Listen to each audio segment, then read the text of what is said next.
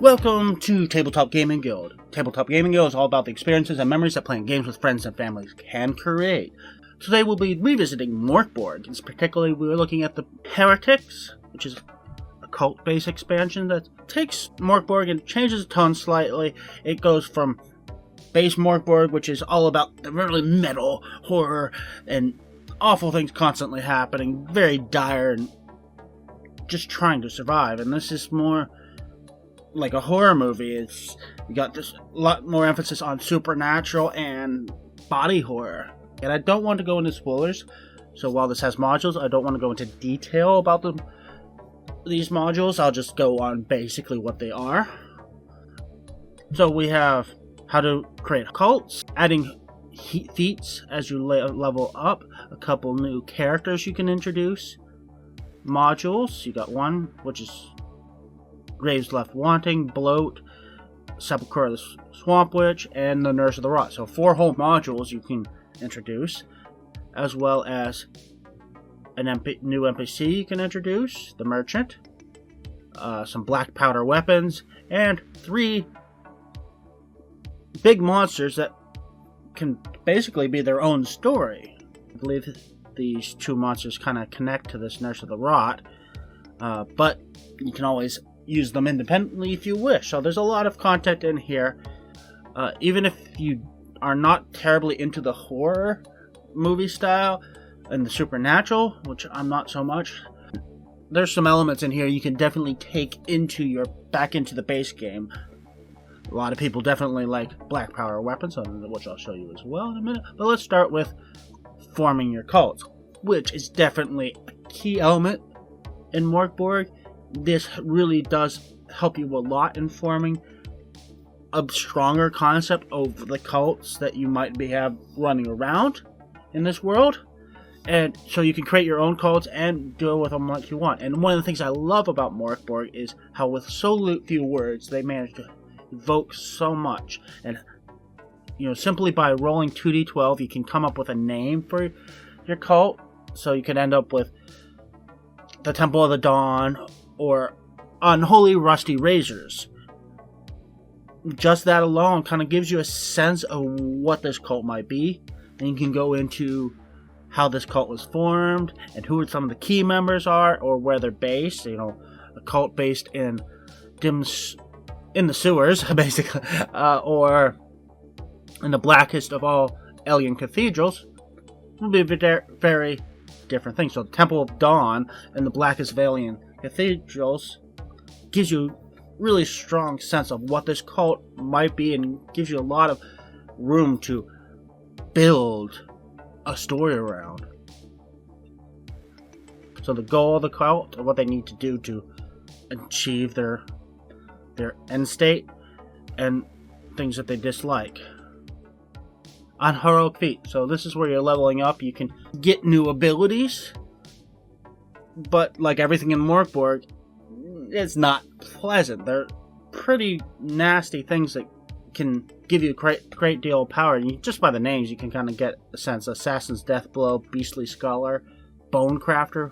You don't believe in letting things go to waste, including the Fallen. You can craft equipment strangely high quality using a number of humanoid bodies, and that tells you how many bodies you need to be able to craft different types of equipment. So this gives you another element to leveling up.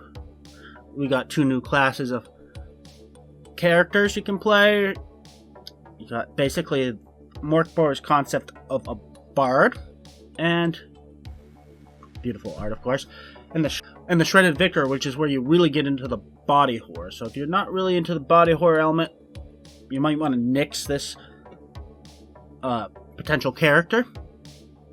But again, to give you a sense, it's like the whole core of this character is this character gets their power from peeling its own flesh. Skin whip is a good example. There's one stale, you may pull a thread of skin from the top of your head to an extremity. It's elastic and tough and may be used for D10 feet of rope or a whip.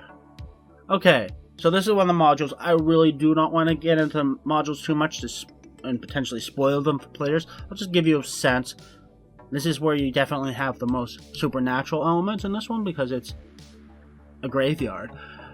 One thing I do particularly like about this module is, well, it can be played as a one-shot or for a first start of a campaign. It also gives you the option of using it as a post-TPK. So if you have all your characters killed off, you can have them show up here in this grave in the plague pit and whatever you want to do with this. But it kind of gives you the sense that while MÖRK BORG is a horrible place and death is rampant, death isn't always the end. Second module in the book, the bloat. Once again, I'll just give you a sense. The main key here is Silas found these cutlery that allowed him to eat anything, but make him eternally famished. So he's living here, he needs fed constantly. You can kind of guess where this is going. In a world like MÖRK BORG, especially if you want to go the supernatural element, curses can be very important, and this gives you the option not only introducing concept of curses and giving you some curses you can choose from or roll for that, well, generally don't have a huge effect on mechanics of the game, definitely can affect how you RP the game. And you can actually build stories off of a lot of these curses, like glass shattering violently in your presence. Okay, maybe that has no real effect.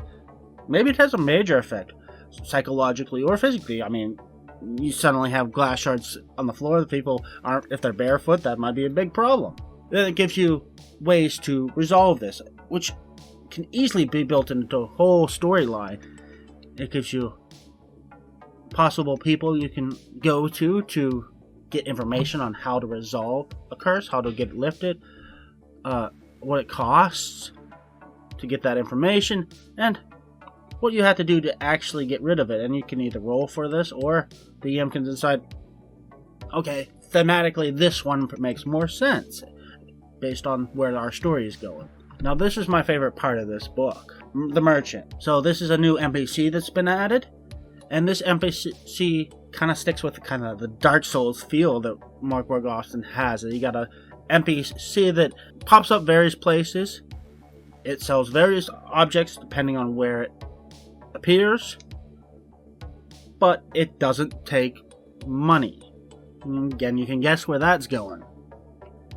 And I love the fact that MÖRK BORG knows it's a rough world, so it gives you stats and consequences for if the party tries to kill this merchant and steal from him.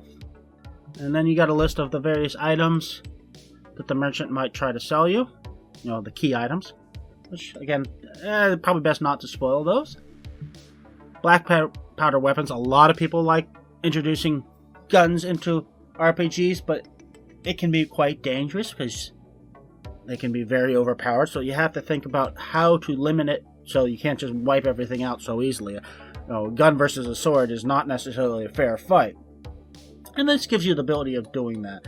Definitely takes into account these are older weapons. This is like when guns were first coming around, so most of them cannot be fired more than once without reloading, and reloading in combat can be difficult.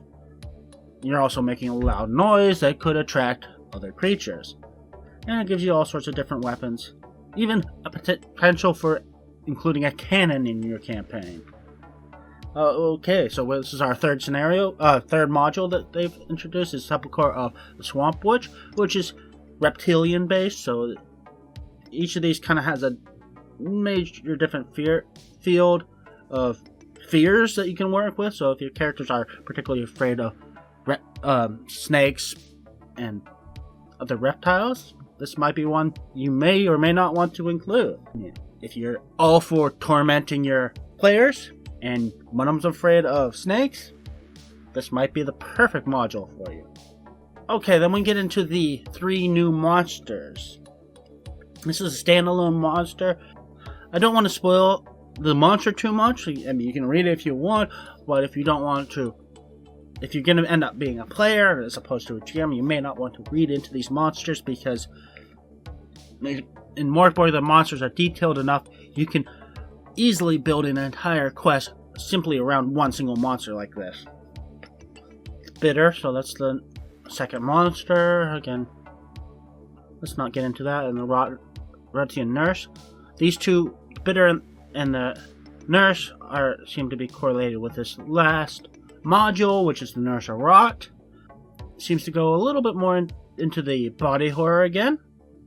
Nurse of Rot seems to also have an element of threat or danger of horrible things happening to children, so if you're not comfortable with that, maybe avoid this, but if comfortable enough to handle that element, you might want to look into this one, but I do not want to spoil anything. So, that is MÖRK BORG Heretics. Like all things MÖRK BORG, be aware of your group.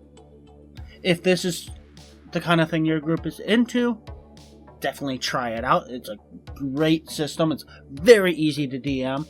If you pay attention to our YouTube channel, you'll see that I recently DM'd for the first time running MÖRK BORG base game. And it was a really easy system to run.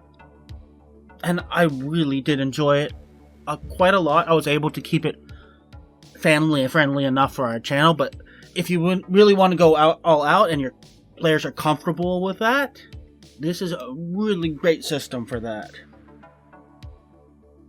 Well, thank you for watching. Hope you enjoyed that. Please have fun, play safe, and like and subscribe.